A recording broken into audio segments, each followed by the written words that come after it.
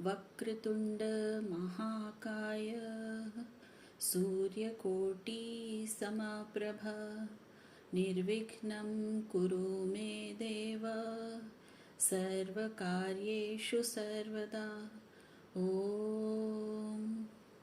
सर्वमंगल मांगल्ये शिवे सर्वार्थ साधिके शरण्ये त्र्यंबके गौरी नारायणी नमोस्तुते।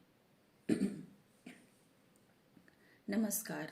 पिछले अध्याय में हमने देखा कि देवी द्वारा दुष्ट राक्षसों के खात्मे के बाद देवताओं ने देवी की स्तुति की और देवी ने देवताओं को वरदान दिया। अब जानते हैं देवी चरित्रों के पाठ का क्या महत्व है। मैं 3 नेत्रों वाली दुर्गा देवी का ध्यान करती हूँ। उनके श्री अंगों की प्रभा बिजली के समान है।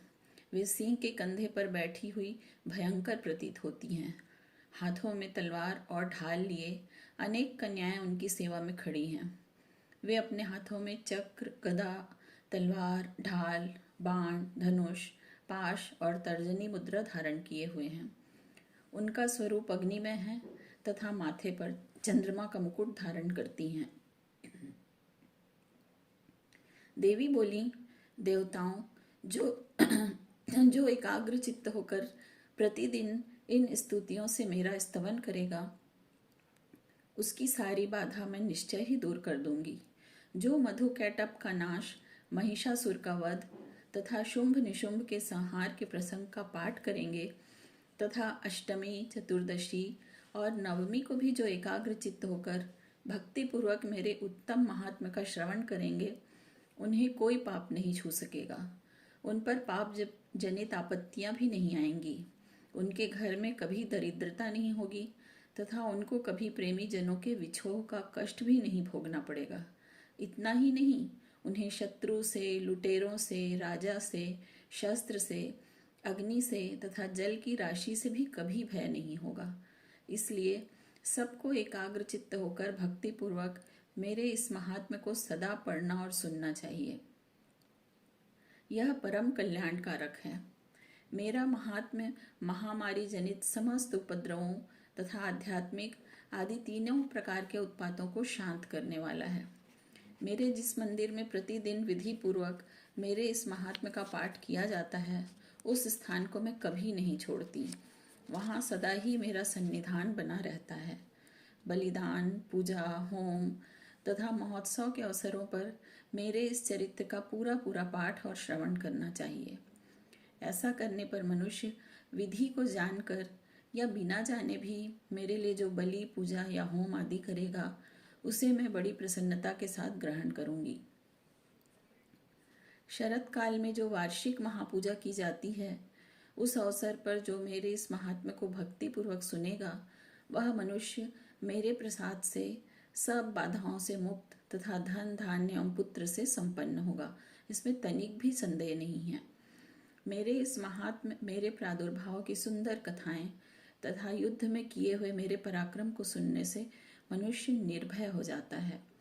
मेरे महात्म्य का श्रवण करने वाले पुरुषों के शत्रु नष्ट हो जाते हैं। उन्हें कल्याण की प्राप्ति होती है तथा उनका कुल आनंदित रहता है।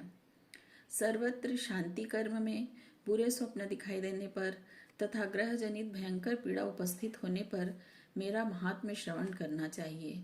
इससे सब विघ्न तथा भयंकर ग्रह पीड़ाएं शांत हो जाती हैं और मनुष्यों द्वारा देखा हुआ दुःस्वप्न शुभ स्वप्न में परिवर्तित हो जाता है। बाल ग्रहों से आक्रांत किए हुए बालकों के लिए यह महात्म्य शांतिकारक है तथा मनुष्यों के संगठन में फूट होने पर यह अच्छी प्रकार मित्रता कराने वाला होता है। यह महात्म्य समस्त दुराचारियों के बल का नाश करने वाला है। इसके पाठ मात्र से राक्षसों, भूतों और पिशाचों का नाश हो जाता है। मेरा यह सब महात्म्य मेरे सामीप्य की प्राप्ति कराने वाला है। पशु, पुष्प, अर्घ्य, धूप, दीप, गंध आदि उत्तम सामग्रियों द्वारा पूजन करने से, ब्राह्मणों को भोजन कराने से, होम करने से, प्रतिदिन अभिषेक करने से, नाना प्रकार के अन्य भोगों का अर्पण करने से तथा दान देने से जो 1 वर्ष तक मेरी आराधना की जाती है और उससे मुझे जितनी प्रसन्नता होती है, उतनी प्रसन्नता मेरे इस उत्तम चरित्र का एक बार श्रवण करने मात्र से हो जाती है। यह महात्म्य श्रवण कर लेने पर पापों को हर लेता और आरोग्य प्रदान करता है। मेरे प्रादुर्भाव का कीर्तन समस्त भूतों से रक्षा करता है तथा मेरा युद्ध विषयक चरित्र दुष्ट दैत्यों का संहार करने वाला है। इसके श्रवण करने पर मनुष्यों को शत्रु का भय नहीं रहता।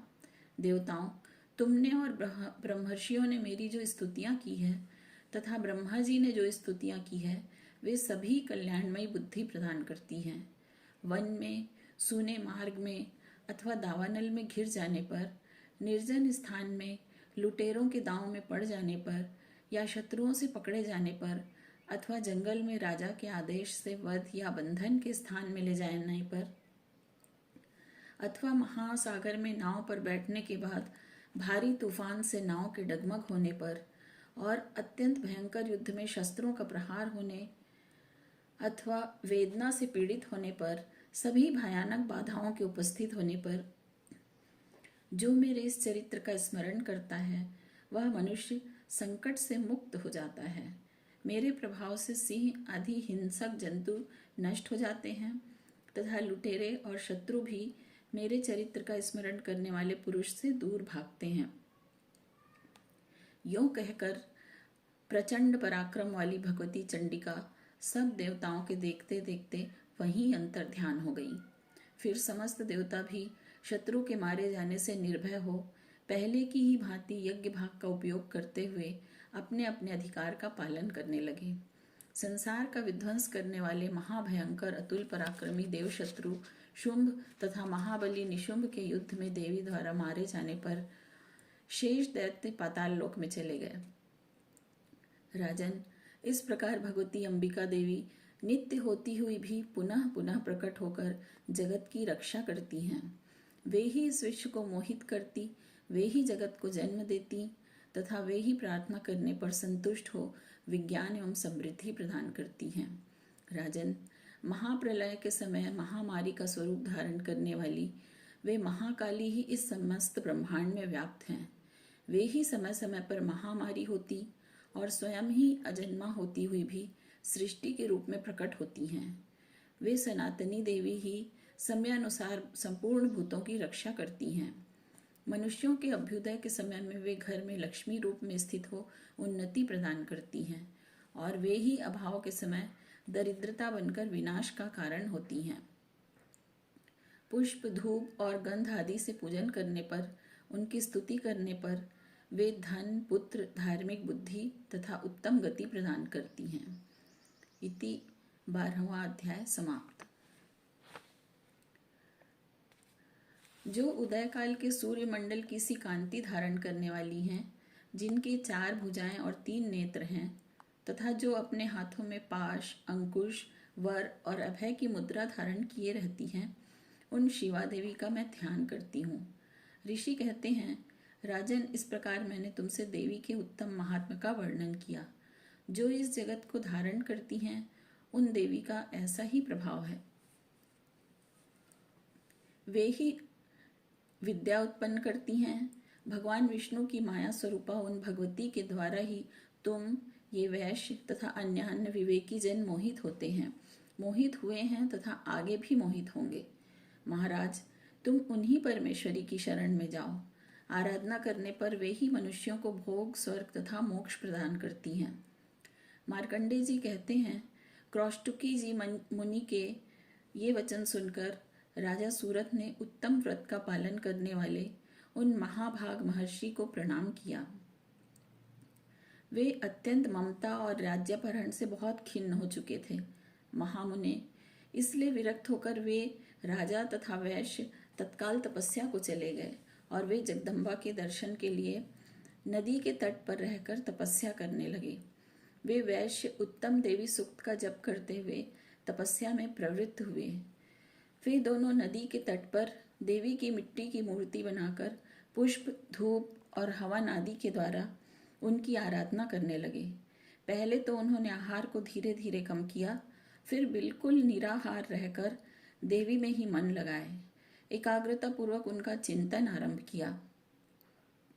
वे दोनों अपने शरीर की रक्त से प्रोक्षित बलि देते हुए लगातार 3 वर्ष तक संयम पूर्वक आराधना करते रहे। इस पर प्रसन्न होकर जगत को धारण करने वाली चंडिका देवी ने प्रत्यक्ष दर्शन देकर कहा। देवी बोली, राजन तथा अपने कुल को आनंदित करने वाले वैश्य, तुम लोग जिस वस्तु की अभिलाषा रखते हो वह मुझसे मांगो, मैं संतुष्ट हूँ, अतः तुम्हें वह सब कुछ दूंगी। मार्कंडे जी कहते हैं, तब राजा ने दूसरे जन्म में नष्ट न होने वाला राज्य मांगा तथा इस जन्म में भी शत्रुओं की सेना को बलपूर्वक नष्ट करके पुनः अपना राज्य प्राप्त कर लेने का वरदान मांगा। वैश्य का चित्त संसार की ओर से खिन्न एवं विरक्त हो चुका था और वे बड़े बुद्धिमान थे, अतः उस समय उन्होंने ममता और अहंता रूप आसक्ति का नाश करने वाला ज्ञान मांगा। देवी बोली, राजन, तुम थोड़े ही दिन में शत्रुओं को मारकर अपना राज्य प्राप्त कर लोगे। अब वहां तुम्हारा राज्य स्थिर रहेगा। फिर मृत्यु के पश्चात तुम भगवान विवस्वान के अंश से जन्म लेकर इस पृथ्वी पर सावर्णिक मनु के नाम से विख्यात होगे। वैश्यवर, तुमने भी जिस वर को मुझसे प्राप्त करने की इच्छा की है उसे मैं देती हूँ। तुम्हें मोक्ष के लिए ज्ञान प्राप्त होगा। मार्कंडे जी कहते हैं, इस प्रकार उन दोनों को मनोवांछित वरदान देकर तथा उनके द्वारा भक्ति पूर्वक अपनी स्तुति सुनकर देवी अंबिका तत्काल अंतर्ध्यान हो गईं। इस तरह देवी से वरदान पाकर क्षत्रियों में श्रेष्ठ सूरथ सूर्य से जन्म ले सावर्णी नामक मनु होंगे। इति 13वां अध्याय समाप्त।